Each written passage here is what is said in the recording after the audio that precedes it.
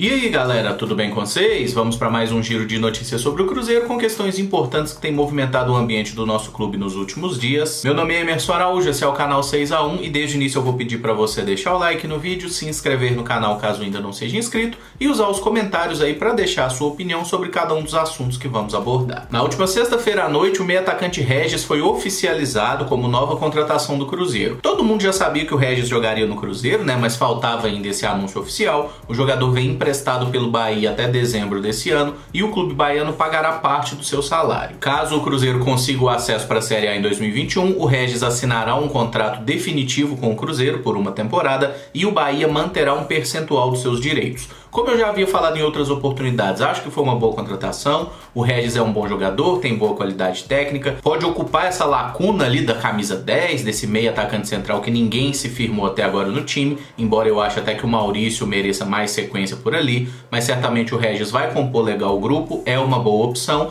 e tem experiência vitoriosa na Série B, uma coisa que é importante também pra gente considerar. Quem não virá pro Cruzeiro é o zagueiro Wehrley, tá? Muita gente insistiu nessa especulação depois de uma live do Jorge Nicola com o presidente Dalai, que meio que elogiou o atleta, né? Falou que interessava, mas a grande verdade é que o Dalai não é o cara responsável por contratação e o Cruzeiro não precisa de zagueiros, tá? O Cruzeiro tem hoje no seu elenco principal 8 zagueiros, sendo que um é o Dedé, a gente meio que não conta com ele, o outro é o Paulo, que provavelmente vai continuar no sub-20. Mesmo assim, são 6 zagueiros em condição de jogar pelo elenco principal, não tem por que a gente especular a chegada de mais um, mesmo se, por exemplo, o Kaká for negociado, que é uma possibilidade que a gente sabe que existe, ainda assim o Cruzeiro tem o seu corpo de zagueiros completo, não vai trazer mais ninguém, o clube já negou essa especulação, não tem interesse nenhum no Wehrley, podem dormir tranquilos. O Ricardo Goulart concedeu uma entrevista para o Super Esportes em que ele falou com todas as letras para deixar muito claro e ninguém ter nenhuma dúvida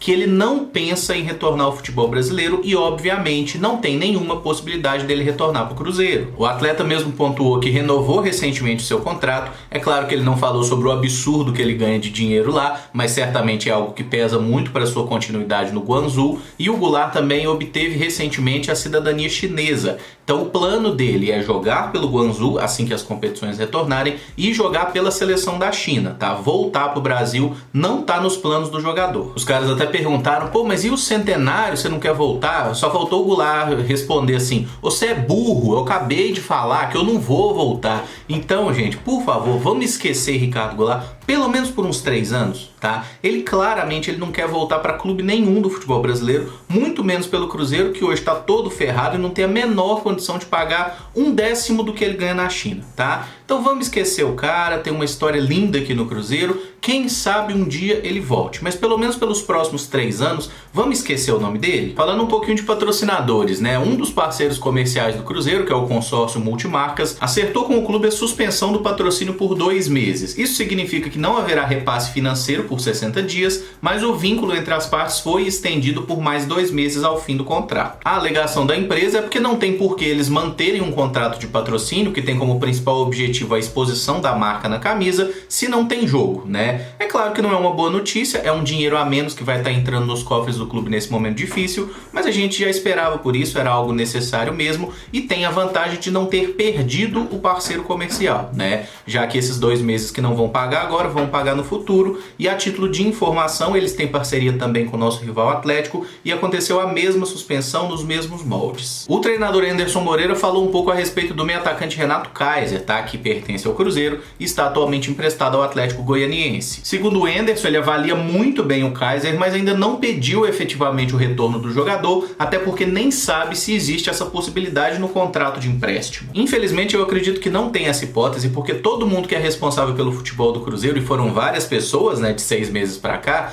ninguém nunca falou de uma hipótese de retorno do Kaiser. E mesmo o jogador pertencendo ao Cruzeiro, se ele tá com um contrato válido de empréstimo, esse contrato tem que ser cumprido. A menos que tenha uma cláusula ali permitindo que o clube de origem origem possa solicitar o retorno do atleta, é o Atlético Goianiense que define o que vai acontecer com ele e provavelmente ele vai cumprir o seu contrato lá até o final desse ano, sendo opção para o Cruzeiro só para a temporada 2021. Se fosse possível trazer o Kaiser, eu acho que ele seria um jogador importante, seria até titular, acho que seria um jogador muito útil no Cruzeiro hoje, mas a partir do momento que essa não é uma possibilidade, não tem por que a gente ficar alimentando isso, né? Certamente o Anderson falou porque foi questionado e o treinador até comentou que vai observar os jovens jogadores que o Cruzeiro tem para saber se algum deles é capaz de fazer a mesma função que ele pensa que o Kaiser faria no time, né? Então com certeza ele vai observar o Caio, o Jesus, o próprio Jonathan Robert, o Wellington. Esses meninos vão ter a oportunidade de impressionar e de ocupar uma vaga no time, aí depende mais deles mesmo. Falando em questões políticas, né, o presidente em exercício, Dalai Rocha, assinou um documento para a exclusão de 30 conselheiros do Cruzeiro que receberam grana do clube durante gestões passadas. De acordo com o Estatuto do Cruzeiro, é proibido que conselheiros exerçam qualquer função remunerada pelo clube, e 32 conselheiros do Cruzeiro descumpriram essa regra durante a gestão do Wagner Pires. Dos 32 conselheiros que descumpriram essa regra, 2 deles renunciaram aos seus mandatos e assim podem continuar trabalhando no clube. É o caso do René Salviano, diretor comercial do clube, e do Rogério Nunes, que era assessor do Perrella no conselho. Os outros 30 conselheiros efetivamente foram excluídos do quadro do clube, e aí a gente pode destacar os nomes do Gustavo Perrella, né, o filho do Zezé, o Sérgio Nonato, cara de Capivara, né, que ganhou muita grana do Cruzeiro na gestão do Wagner,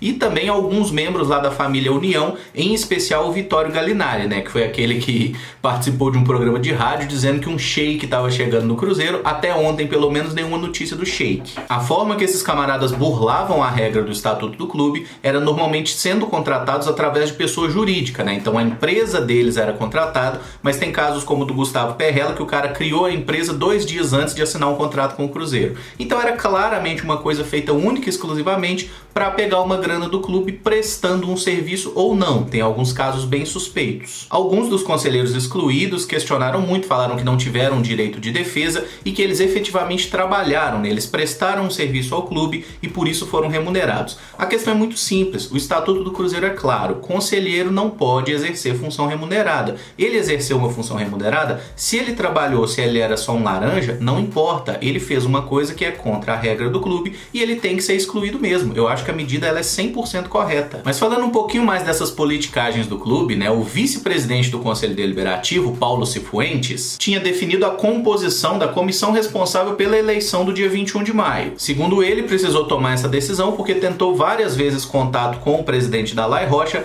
não obteve nenhuma resposta. Para quem não sabe, o Dalai, né, que já é um senhor aí de mais de 80 anos, ele contraiu o corona e está em recuperação. Parece que está tudo bem, inclusive, mas ele ainda está em recuperação da doença. Quando o Dalai ficou sabendo, anulou essa decisão do Cifuentes, usando como principal argumento o fato que o próprio Cifuentes é candidato à presidência do conselho. E convenhamos que realmente é estranho um candidato definir quem é que vai conduzir uma eleição, né? Fato é que a deliberação do Cifuentes, as pessoas que tinham sido nomeadas, perderam efeito e nesse momento a gente não sabe muito bem nada da eleição, parece que tudo vai ser resolvido até a sexta-feira agora, dia 24, mas a gente não sabe se vai ser uma eleição presencial, se vai ser à distância e também não sabemos quem serão os responsáveis pelo processo, tá? A única certeza que eu tenho é que enquanto o ego desses camaradas for maior do que o amor deles pelo Cruzeiro, a gente vai continuar ferrado como tá aí há alguns anos. O momento mais legal do fim de semana, sem dúvidas, foi a ação de torcidas organizadas do Cruzeiro, que com algumas ajudas ilustres distribuíram aí mais de 8 toneladas de alimentos na pedreira Prado Lopes aqui em BH. Além dos torcedores, o zagueiro Léo, o ex-lateral Nonato e o Carlos Ferreira Rocha, né, que é o responsável pelo futebol no Conselho Gestor, estiveram lá ajudando a distribuir as cestas aí para as pessoas que precisam